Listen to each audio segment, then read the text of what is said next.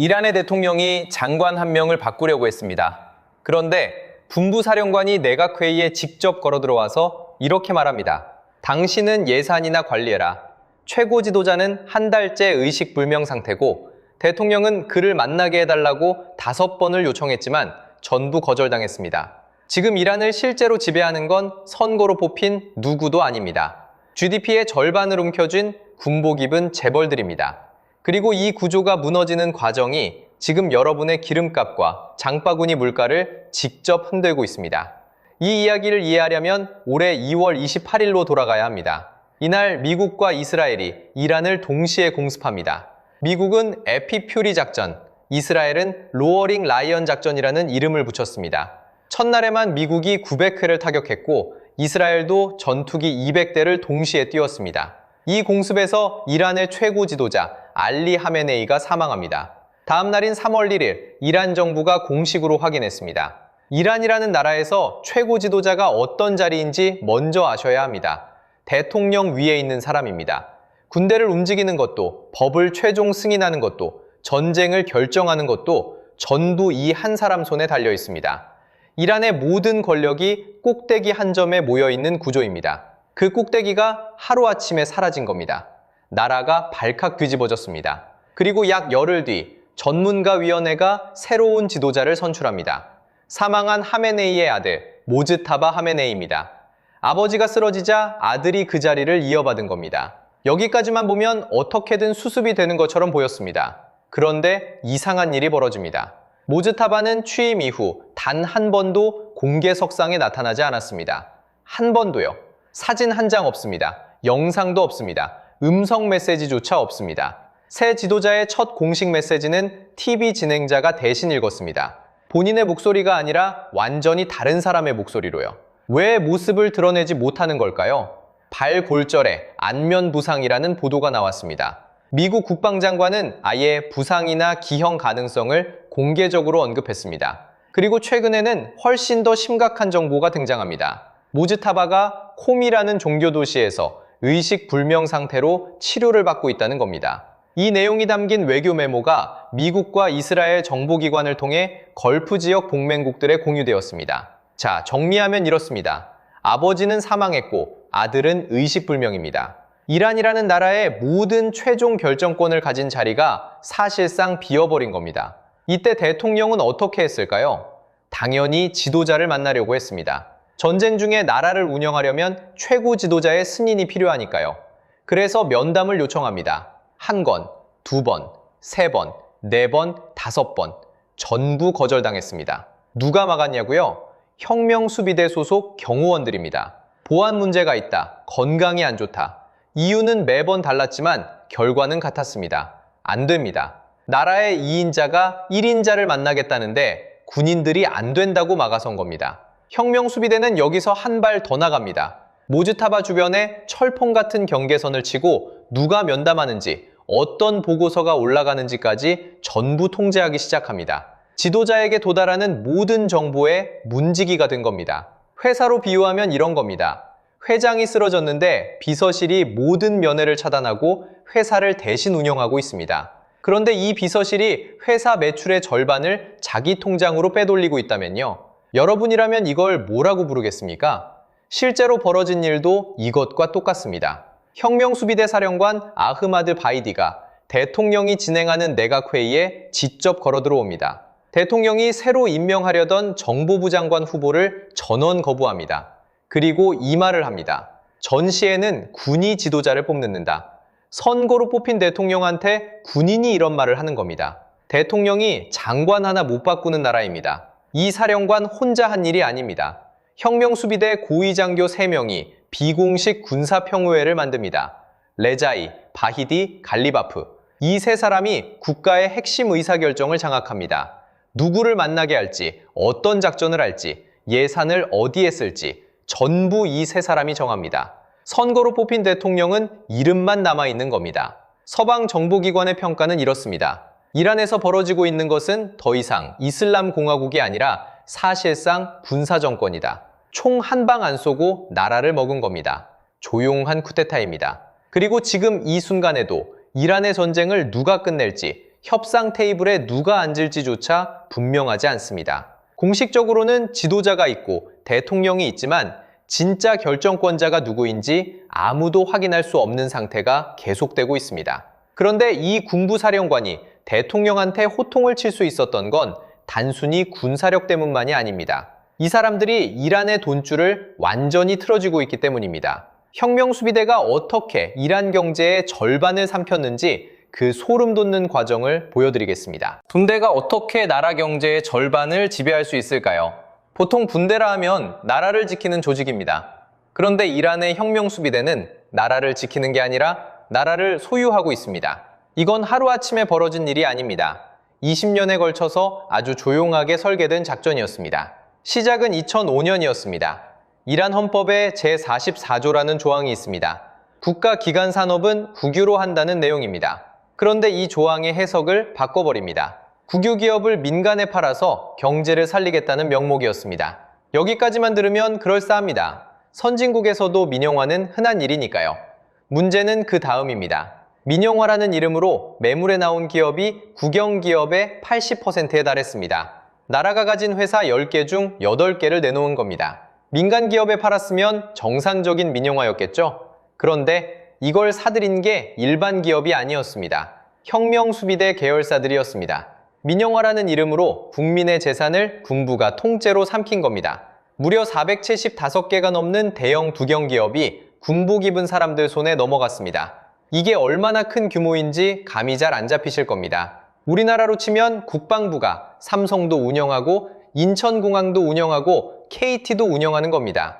상상이 되시나요? 실제로 지금 테헤란 국제공항을 혁명수비대가 운영하고 있습니다.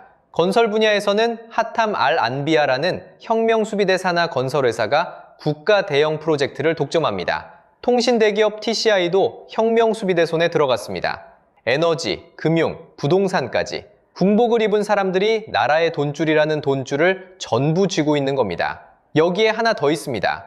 보냐드라는 종교재단 시스템입니다. 모스타자판 재단, 세타드, 아스탄 쿠두스 라자비 같은 이름의 거대 재단들이 있습니다. 이 재단들은 석유부터 건설, 통신, 금융, 부동산까지 안 하는 사업이 없습니다. 그런데 세금을 한 푼도 안 냅니다. 법적으로 면제입니다. 이 재단들이 혁명수비대와 한몸처럼 움직입니다. 세금 면제 특권까지 등에 업고 있으니 일반 기업이 경쟁 자체가 불가능합니다. 그래서 결과가 어떻게 됐을까요? 2025년 12월 클링앤달 연구소가 보고서를 냈습니다. 혁명수비대와 보냐드 복합체가 이란 GDP의 50% 이상을 지배하고 있다는 결론이었습니다. 나라 전체 경제의 절반을 군복 입은 재벌들이 쥐고 있는 겁니다. GDP의 절반이라는 숫자가 어느 정도인지 잘 와닿지 않으실 수 있습니다. 다른 나라와 비교해 보겠습니다. 이집트를 아실 겁니다. 이집트도 군부가 경제를 장악한 나라로 유명합니다. 2013년 시시 장군의 쿠데타 이후 이집트 군부가 GDP의 약 40%를 지배하고 있습니다. 세계에서 군부 경제 장악이 가장 심한 나라 중 하나입니다. 그런데 이란은 그 이집트보다 더 심합니다. 50%가 넘습니다. 러시아와도 비교할 수 있습니다. 소련이 무너진 뒤 러시아에서는 국가 자산이 소수의 손에 넘어갔습니다. 이른바 올리가르히라고 불리는 재벌들입니다. 그런데 결정적인 차이가 있습니다. 러시아는 민간인 재벌이 나라를 먹었습니다. 이란은 군복 입은 재벌이 나라를 먹었습니다. 총을 든 손으로 계약서에 도장을 찍는 셈입니다. 거래를 거부하면 어떻게 될지 굳이 설명하지 않아도 아시겠죠? 그러면 이 구조를 외부에서 막을 수는 없었을까요? 여기서 아이러니한 일이 벌어집니다. 미국과 서방이 이란에 경제 제재를 걸었습니다. 혁명수비대의 자금줄을 끊겠다는 목적이었습니다. 이 제재가 혁명수비대를 약화시켰을까요? 정반대였습니다. 앞문을 막으니 뒷문이 열린 꼴이 된 겁니다. 공식 무역 통로가 차단되자 혁명수비대의 밀수 네트워크가 오히려 활개를 쳤습니다. 암호화폐로 국경을 넘는 거래를 하고 선박 이름과 깃발을 바꿔가며 그림자 해운을 돌렸습니다. 정상적인 기업은 제재에 묶여서 꼼짝 못합니다. 수출도 못하고 수입도 못합니다. 그런데 혁명수비대는 비공식 루트를 독점하면서 오히려 더 커졌습니다. 경쟁자가 전부 사라진 시장에서 혼자 장사하는 꼴입니다. 그리고 전쟁이 터지자 이 구조의 민낯이 완전히 드러났습니다. 전쟁이 나면 보통 국민을 보호하는 데 돈을 쓰겠죠? 이란은 달랐습니다. 이란 정부가 차년도 예산안을 발표했는데 세수를 63% 올리겠다고 했습니다. 전쟁통에 국민한테 세금을 63%나 더 걷겠다는 겁니다. 그 돈이 어디로 갔을까요? 혁명수비대 예산이 24% 늘었습니다. 거기다 석유를 수출해서 벌어들이는 돈에서 혁명수비대 목도 기존 30%에서 50%로 올랐습니다. 금액으로 따지면 약 130억 달러입니다. 한화로 약 19조 원에 달하는 돈이 군복 입은 재벌들의 주머니로 들어가는 겁니다. 그동안 이란 국민들의 삶은 어떻게 됐을까요? 식품 가격이 105% 올랐습니다. 쌀, 빵, 식용유 같은 매일 먹어야 하는 기본 먹거리 가격이 2배 넘게 뛴 겁니다. 어제 1만 원이던 장바구니가 오늘 2만 원이 된 셈입니다. 이란 돈 리알의 가치는 바닥을 뚫었습니다. 달러당 4만 2천 리알이던 환율이 150만 리알까지 폭락했습니다. 돈의 가치가 35분의 1 토막이 난 겁니다. 워낙 돈의 가치가 떨어지다 보니 이란 중앙은행은 1000만 리알짜리 지폐를 새로 찍어야 했습니다. 역대 가장 큰 액면가입니다. 한번 정리해 보겠습니다. 한쪽에서는 군복 입은 재벌들이 석유 수익 130억 달러를 챙기고 전쟁 예산을 24%나 늘렸습니다. 다른 한쪽에서는 국민의 빵값이 2배로 뛰고 월급의 가치는 35분의 1 토막이 났습니다. 같은 나라 안에서 동시에 벌어지고 있는 일입니다.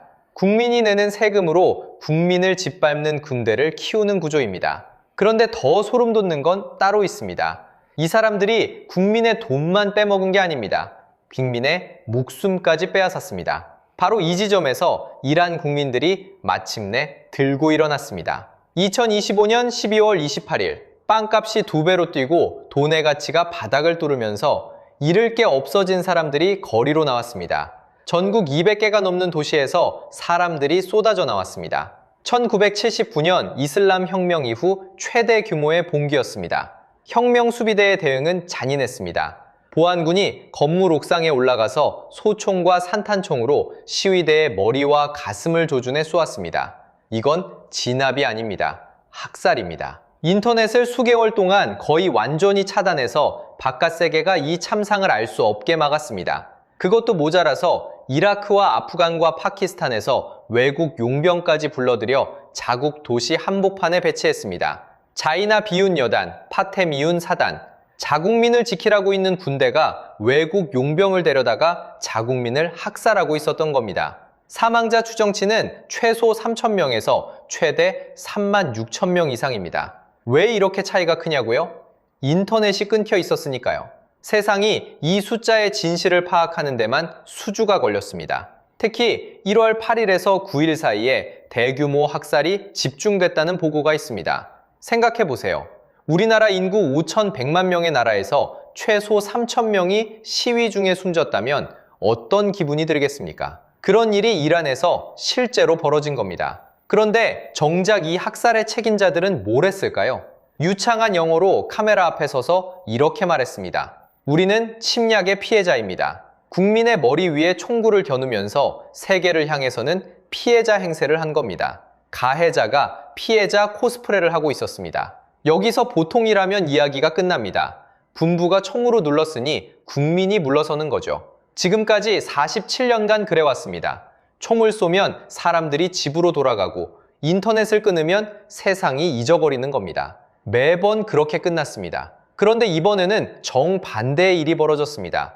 공포의 유통기한이 만료된 겁니다. 이란 국민 9,300만 명 전체가 잠재적 정보원이 됐습니다. 누가 시키지도 않았습니다.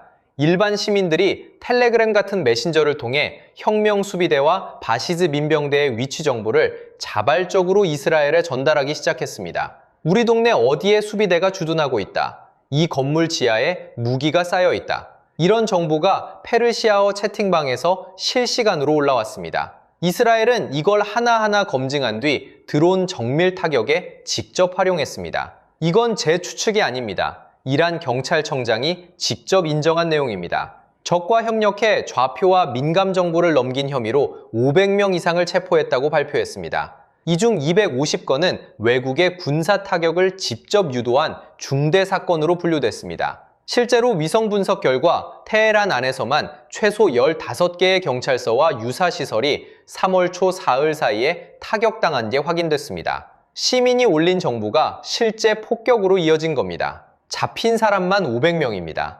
잡히지 않은 사람은 도대체 몇 명일까요? 9,300만 명 중 누가 정보를 보내고 있는지 군부도 알 수가 없는 겁니다. 2차 세계대전 때 프랑스 레지스탕스를 아시죠? 점령군 뒤에서 시민들이 연합군의 정보를 넘기던 그 역사입니다. 그런데 이란에서 벌어진 일은 규모가 완전히 다릅니다. 한 도시가 아니라 나라 전체입니다. 9,300만 명 모두가 잠재적 감시자인 상황입니다. 47년간 총으로 눌러온 공포 정치가 한순간에 뒤집어진 겁니다. 3월 17일 불축제가 그 증거입니다. 차하르 3배술이라는 이란 전통 축제인데 당국이 금지령을 내렸습니다. 나가지 마라, 모이지 마라. 그런데 테헤란을 비롯한 전국에서 시민들이 금지령을 무시하고 축제를 강행했습니다. 보안군이 치트가르 지역 아파트 단지에 대규모 차량으로 진입했고 총소리가 울렸다는 보고까지 있었습니다. 그래도 시민들은 물러서지 않았습니다. 이스라엘 총리 네타냐후가 영상 메시지를 보냈습니다. 광장으로 나가서 축하하세요. 위에서 지켜보고 있겠습니다. 이란 국민들은 정말로 거리로 나갔습니다. 시민들이 안에서 벽을 무너뜨리는 동안 밖에서는 군사적 붕괴가 동시에 진행되고 있었습니다. 에픽 퓨리 작전으로 이란 해군의 90% 이상이 파괴됐습니다. 개전 첫날 480발을 쏟아내던 미사일은 열흘 만에 하루 40발 수준으로 떨어졌습니다. 92% 감소입니다. 혁명 수비대의 머리도 하나씩 잘려나갔습니다. 개전 이래 최고 지도자 하메네이를 포함해 국방장관, IRGC 사령관 등 최소 7명의 고위 보안 지도부가 사망했습니다. 4월에는 정부 국장과 푸드수군 특수작전 사령관이 동시에 테헤란에서 정밀 타격으로 제거됐습니다. 전임 정부 국장도 그 전해에 사망한 바 있습니다. 혁명 수비대의 정보수장이 연달아 제거된 겁니다. 머리가 잘리는 속도를 후임자를 세우는 속도가 따라가지 못하는 상황입니다. 정리하면 이런 그림입니다. 안에서는 9,300만 국민이 실시간으로 정보를 흘리고 있습니다. 밖에서는 지휘부가 하나씩 사라지고 있습니다. 총으로 국민을 누르던 손이 잘려나가고 있고 그 국민은 더 이상 총을 두려워하지 않습니다. 47년간 공포로 지탱하던 체제가 안과 밖에서 동시에 무너지고 있는 겁니다. 혁명 수비대의 군사적 붕괴는 이미 진행 중입니다. 그런데 물리적 붕괴만이 아닙니다. 진짜 무서운 건 이 붕괴가 전 세계의 지갑을 흔들기 시작했다는 겁니다. 이란의 붕괴가 지금 이 순간 여러분의 기름값과 장바구니 물가를 어떻게 직격하고 있는지 보여드리겠습니다. 여기까지 들으시면 이런 생각이 드실 수 있습니다. 이란이야 저 멀리 중동 이야기 아닌가? 나랑 무슨 상관이지? 상관이 있습니다. 직접적으로 있습니다. 지금 이 순간 여러분의 기름값과 장바구니 물가를 흔들고 있습니다. 호르무즈 해협이라는 곳이 있습니다. 중동에서 석유를 실은 배가 바깥바다로 나가려면 반드시 지나야 하는 좁은 바닷길입니다. 전 세계 석유의 수도꼭지라고 보시면 됩니다. 이 수도꼭지를 지금 분복 입은 재벌들이 틀어주고 있습니다. 전쟁이 터지자 이란이 이 해협을 봉쇄해버렸습니다. 수도꼭지가 잠기니까 무슨 일이 벌어졌는지 아십니까? 한국 관련 선박 26척이 해협에 발이 묶였습니다. 승선 인원 173명이 언제 움직일 수 있을지 모르는 채 바다 위에 갇혀 있는 겁니다. 배가 못 움직이니 기름도 못 들어옵니다. 일본만 봐도 원유 수입의 95%를 중동에 의존하고 있습니다. 한국도 에너지 구조가 비슷합니다. 이 바닷길 하나가 막히면 동아시아 전체의 에너지 공급에 비상이 걸리는 겁니다. 국제에너지기구 IEA가 뭐라고 했는지 아십니까? 글로벌 석유시장 역사상 가장 큰 공급 차질이라고 선언했습니다. 역사상 가장 크다는 겁니다. 그 결과가 숫자로 나타났습니다. 브렌트유 가격이 배럴당 73달러에서 120달러까지 치솟았습니다. 불과 열흘 만에 65%가 급등한 겁니다. 일부 전문가는 170달러까지 갈 수 있다고 경고했고 200달러를 전망하는 목소리도 나왔습니다. 기름값이 오르면 뭐가 따라오는지 아실 겁니다. 기름값이 오르면 배달비가 오릅니다. 배달비가 오르면 치킨 한 마리 가격이 오릅니다. 택배비가 오르고 버스비가 오릅니다. 공장에서 물건을 만드는 데 드는 비용이 올라가고 그게 마트 진열대 가격에 붙습니다. 결국 장을 볼 때 장바구니 전체가 무거워지는 겁니다. 중동 바닷길 하나가 막혔을 뿐인데 여러분이 오늘 저녁에 시킬 배달 음식 가격이 달라지는 겁니다. 이란 사태가 남의 나라 이야기가 아닌 이유가 바로 이겁니다. 피해는 한국만 보는 게 아닙니다. 호르무즈 해협이 막히자 수에즈 운하 통행까지 줄어들었습니다. 이집트는 이것만으로 약 100억 달러의 손실을 입었습니다. 후티 반군이 홍해에서 선박 공격을 재개하겠다고 선언하면서 화물선들이 아프리카 희망봉까지 돌아가고 있습니다. 돌아가는 만큼 시간이 걸리고 시간이 걸리는 만큼 물류비가 올라갑니다. 그 물류비는 고스란히 물건 가격에 얹어집니다. 전 세계 물류 시스템 전체가 흔들리고 있는 겁니다. 그런데 4월 8일에 반가운 뉴스가 하나 나왔습니다. 파키스탄 중재로 미국과 이란이 2주간 휴전에 합의한 겁니다. 호르무즈 해역 개방을 조건으로 내걸었고 유가도 바로 반응했습니다. WTI 유가가 하루 만에 16%나 급락했습니다. 시장이 얼마나 이 해협 하나에 목을 메고 있었는지 보여주는 숫자입니다. 그러면 이제 괜찮은 걸까요? 아닙니다. 휴전 합의라는 뉴스가 나왔지만 핵심 문제는 하나도 해결되지 않았습니다. 이란은 우라늄 동축을 포기할 수 없다고 버티고 있습니다. 미국은 절대 핵무기를 허용할 수 없다는 입장입니다. 이 두 입장이 정면으로 충돌하고 있습니다. 이란은 10개 조건을 역제안하면서 쉽게 물러서지 않겠다는 뜻을 분명히 했습니다. 2주짜리 휴전입니다. 2주 뒤에 협상이 무너지면 해협은 또 막힐 수 있습니다. 유가는 다시 뛸 수 있습니다. 여러분의 장바구니 가격은 또 흔들릴 수 있습니다. 결국 구조적인 문제가 그대로 남아있는 겁니다. 이란을 실제로 지배하는 군복 입은 재벌들은 여전히 건재합니다. 핵 문제도 풀리지 않았습니다. 호르무즈 해협이라는 수도꼭지 위에 불안정한 손이 올라가 있는 상황은 달라지지 않았습니다. 휴전은 진통제일 뿐입니다. 병 자체가 낫지 않았습니다. 그렇다면 이란은 앞으로 어떻게 될까요? 그리고 우리는 무엇을 봐야 할까요? 정리하겠습니다. 이란의 진짜 지배자는 선거로 뽑힌 누구도 아니었습니다. GDP의 절반을 삼키고 대통령한테 예산이나 관리하라고 호통치는 군복 입은 재벌들이었습니다. 최고 지도자는 의식불명이고 대통령은 연담조차 못하고 나라의 실권은 3명의 장군이 쥐고 있습니다. 앞으로 크게 4가지 길이 있습니다. 첫째, 파키스탄형입니다. 겉으로는 민주주의를 복원하지만 핵과 안보 결정권은 군부가 계속 쥐는 겁니다. 둘째, 이집트형입니다. 군부가 아예 대놓고 통치를 선언하는 겁니다. 셋째, 미얀마형입니다. 국제사회가 뭐라 하든 장기 군사 독재로 가는 겁니다. 넷째, 체제 붕괴형입니다. 시민 저항이 끝내 승리하는 겁니다. 어떤 시나리오가 오든 한 가지는 확실합니다. 호르무즈 해협의 불안정은 당분간 계속됩니다. 전 세계 석유의 수도꼭지를 틀어진 세력이 바뀌는 과정이니까요. 이란 뉴스가 나올 때 전쟁이 아니라 유가와 물류비를 먼저 보시기 바랍니다. 그게 여러분의 장바구니를 직접 건드리는 숫자입니다. 이란 사태가 한국 경제에 미치는 영향, 앞으로도 계속 정리해드리겠습니다. 도움이 되셨다면 구독과 좋아요 부탁드립니다.